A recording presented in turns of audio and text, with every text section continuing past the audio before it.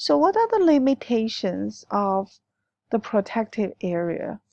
One thing is a ecological island effect. That means the habitat is fragmented and isolated. And for example, this wolf number 10 reintroduced into the Yellowstone National Park, and he wandered off the protected area and got shot. So one thing we can do is build the wildlife corridors. This is Florida corridors that protect a lot of life, including panthers.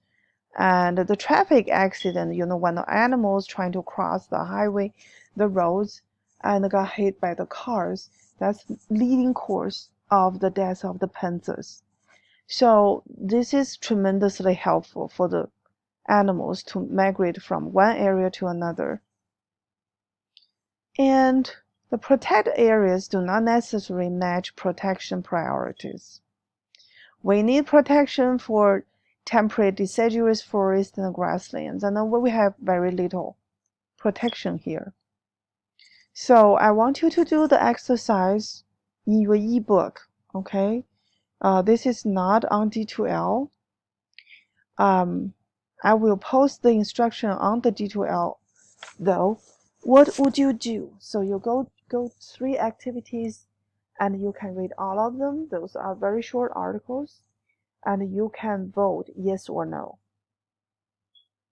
Continued human use. Some people just do not comply with the laws. They do illegal hunting, illegal fishing. The reason why the laws sometimes cannot be enforced because those areas are difficult to access, like the deep forest, the deep ocean. So those put on the limitations on enforcing the legal protection. I want you to discuss are we fishing to extinction?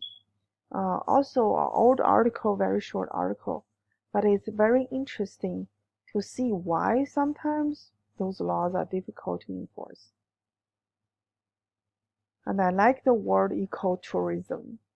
And we are human. We are smart and very creative. We have a lot of alternative ways, such as land trust.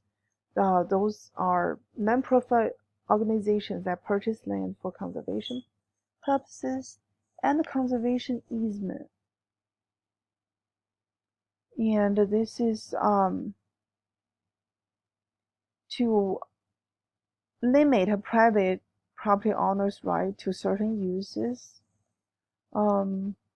Also to secure the large areas of the states.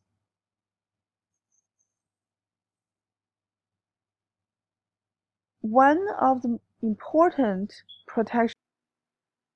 Can laws protect biodiversity? Yes, and it is one of the most important measures. This is the example. Migratory Bird Tree Act, Marine Mammal Protection Act of 1972, Endangered Species Act. Those are laws established a long time ago.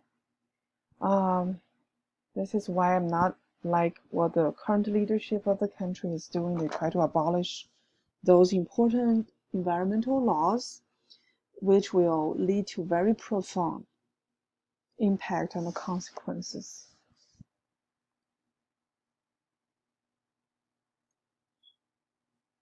And the states can enforce the species protection laws. Also, there are international laws and agreements. I want you to be very familiar with CITES. CITES is the Convention on International Trade in Endangered Species.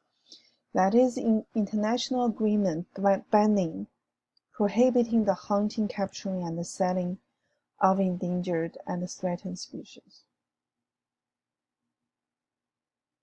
So what can be done to reduce biodiversity loss? Here, a little bit more background on deforestation. It causes soil erosion, and people mainly aiming for the logs. This is the area, the worst area of deforestation around the globe, and which is closer to the tropical area. We concern about tropical deforestation because it reduces species diversity, impacts the climate, and erode the soil. So the soil are easily eroded, and people think they can burn off the trees and grow more crops. Actually, nature does not design those soil that way. Actually, those soils are only appropriate for forests to grow, and it's acidic. It has a lot of aluminum in it. It doesn't actually support the growth of the crops. So that is really poor. I think that's really poor decision choice to burn off the tropical rainforests, and also cause the release of tons of carbons and cause global warming. And unfortunately, the population is still increasing rapidly.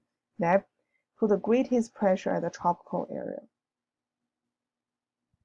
So what can we do to protect those forests? We can do sustainable forest management.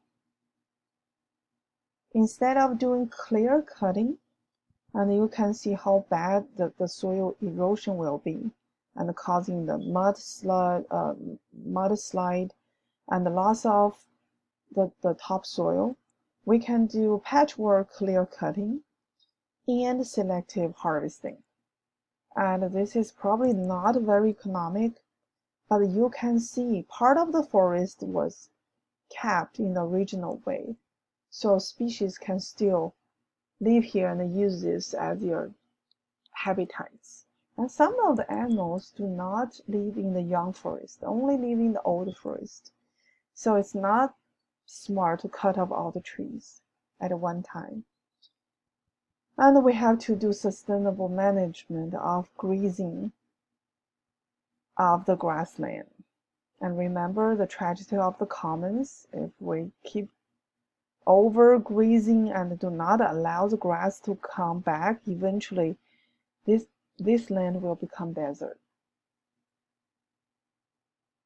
There's other smart things we can do. Sometimes the things we plant can be the habitats for some of the species, and we can do those windbreaks to prevent the soil erosion. This will goes into the urban planning, urbanization, and the land use planning. That is important for sustainable management of the lands. And we will touch more on this topic when we go to the land and the urban planning. What can be done to fix the damage? So the California condors, they're shot by those lead-containing bullets, and then after they dead, got eaten by other animals that caused the poisoning of more species, more creatures. So a program called Captive Breeding Program was very successful. Those birds were down to about between 20 to 30, and because of the success of this program, they come back and recover. And we can also restore the entire ecosystem that is very expensive. For example, the restoration of the Everglades wetlands. And this plan causing billions of dollars involving several phases. And at first, people just drain them up or redirect the water flow. And then they found a bunch of invasive species start to grow, and the water quality goes down, and the flooding become worse. So they cleaned up the channels and redirect the water flow, and that kind of helped the ecosystem to recover, and that is very expensive. restoration project. And we are going to do an exercise with another expensive restoration project just close to Texas in your assignment. And people build wildlife refuge to protect the wild species. What can we do?